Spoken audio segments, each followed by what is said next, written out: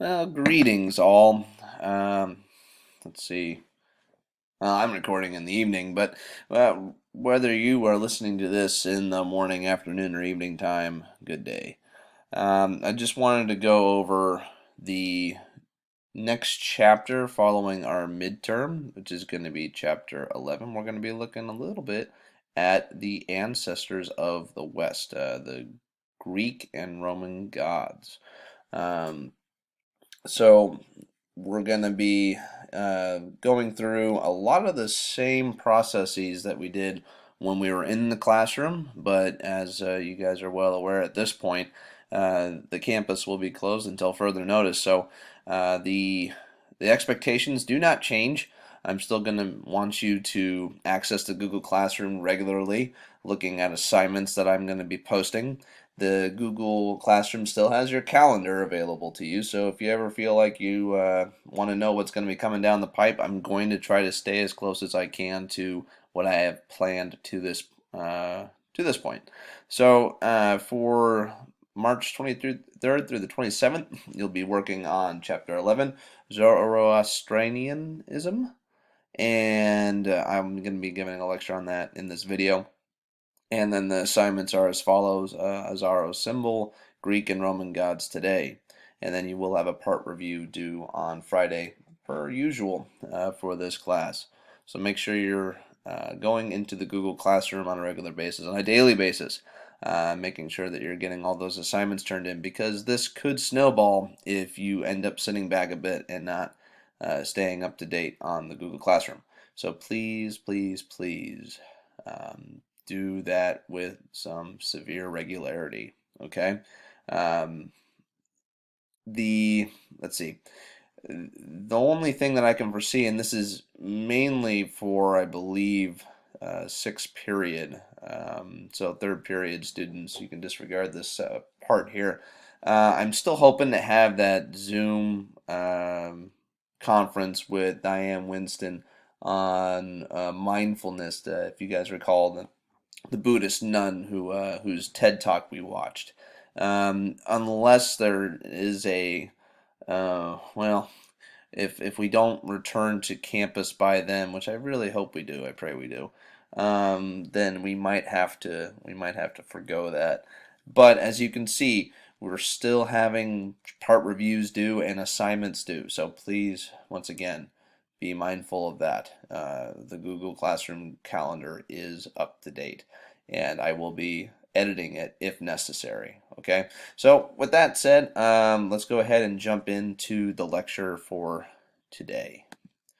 All right, so this lecture corresponds with Chapter 11, Ancestors of the West, in your World Religions textbook, and I'll be going through the Roman and Greek gods.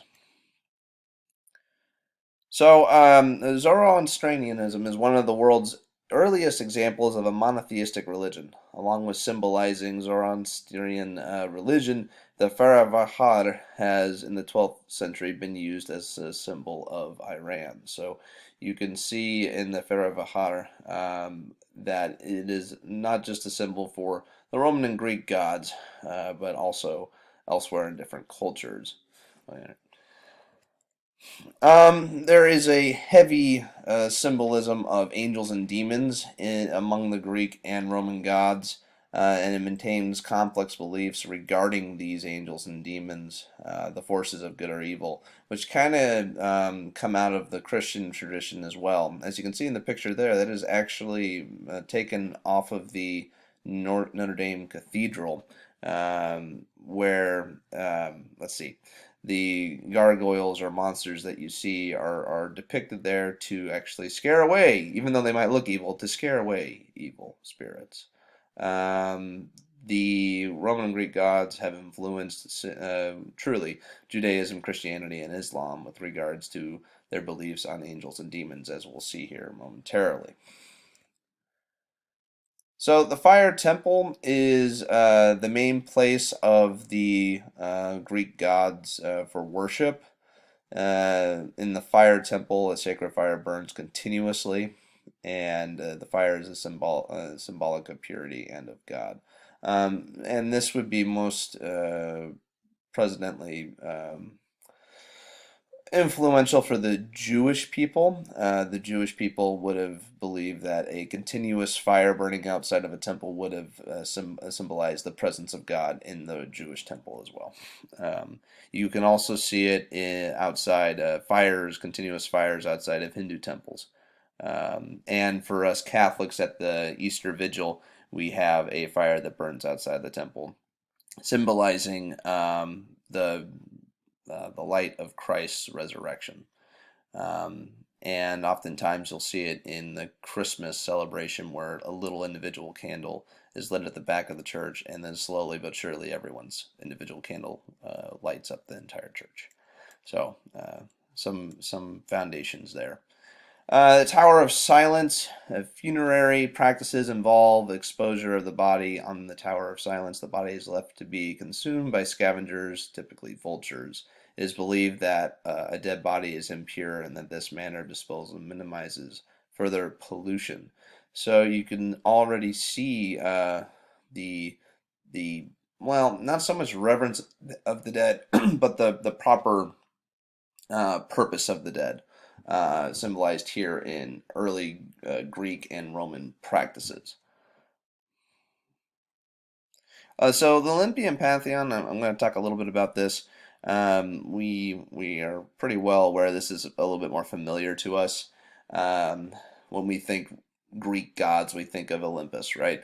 So the Olympians include Zeus and his siblings, Hera, also his wife, Poseidon, Hades, Demeter, Hestia, and then Zeus's children are also Olympians. So Athena, Apollo, Artemis, Ares, Aphrodite, Hermes, Hephaestus, Dionysus, and Persephone. So the Olympian pantheon, which is uh, significant in architecture alone, also significant as a place of worship and representation of the gods. So one of the great stories of the Greek gods, which also includes a human being, would be Homer's Odyssey, that follows the journey of Odysseus, who is a Greek um, general of the army that uh, was intending to attack and capture Troy. So some of the things that occur in this story features his return home and his revenge against those who tried to take his wife Penelope and his possessions. So while Odysseus is gone at the Trojan War for over 9 years, and then it takes him over 9 years in the Odyssey to return home. Things are bound to change, and people are going to presume you dead and going to try to take all the possessions that you have. Zeus and his daughter Athena support Odysseus' pursuit of justice. So a lot of the times in these tales of the Greek gods, the gods take sides of certain heroes. During the Trojan War, Greek gods will take sides, whether they're for the Greeks or the Trojans. In this story, it's basically just about a Greek soldier returning from the war, so you see the gods assisting Odysseus on his way. Homer's poem therefore sets forth elements of theology, so how the gods interact with humanity. So the altar of Augustine piece is commonly known as the Ara Pacis. So the altar of peace, excuse me, it features reliefs of Roman state religious processionals. The Romans, like the Greeks, believed that the gods favored receiving sacrifices.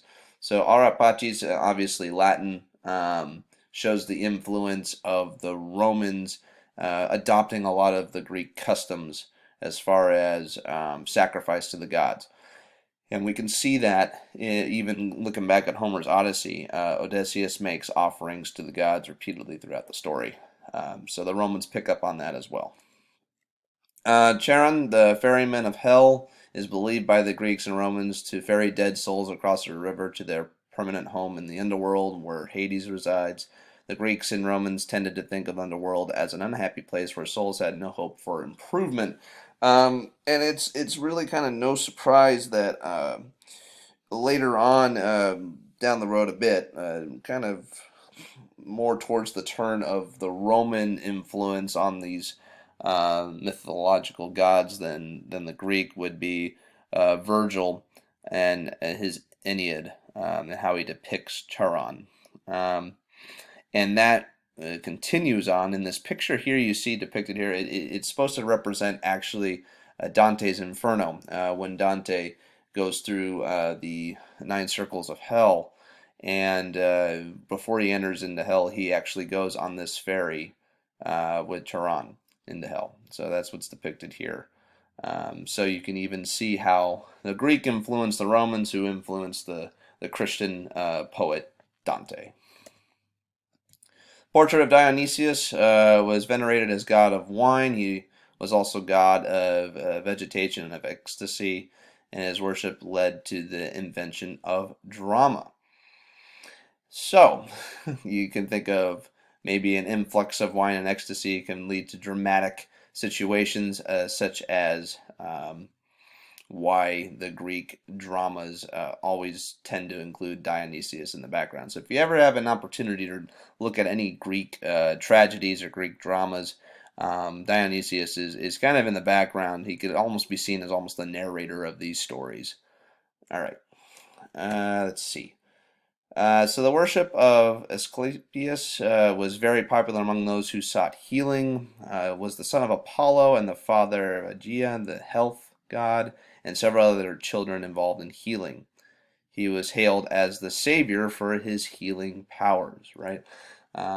So you can see this kind of worship of a god of healing, especially in the Christian tradition, because we believe our God to be the healer of our transgressions, right? Of the sin of our souls that pull us away from Him. That He heals that relationship through His mercy and forgiveness, much like the son of Apollo.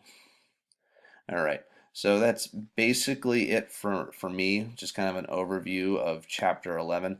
Please make sure that you do refresh your Google Classroom sites as frequently as possible. Be checking your student email and staying up to date on the assignments as they are listed here. Obviously, midterms have come and gone, and the quarter has ended, so we're into our final quarter of the school year. And you can see that the next few weeks have similar level of procedure as the weeks that were leading up to the midterms and then almost inevitable shutdown of the campus. So until we return, please be as resourceful with what I am offering through the Google Classroom as possible, and feel free to email me with any questions that you may have. I am also refreshing my inbox constantly, so I'll try my best to get back to you as soon as I can if there are any questions. Other than that, stay well, stay safe, and God bless.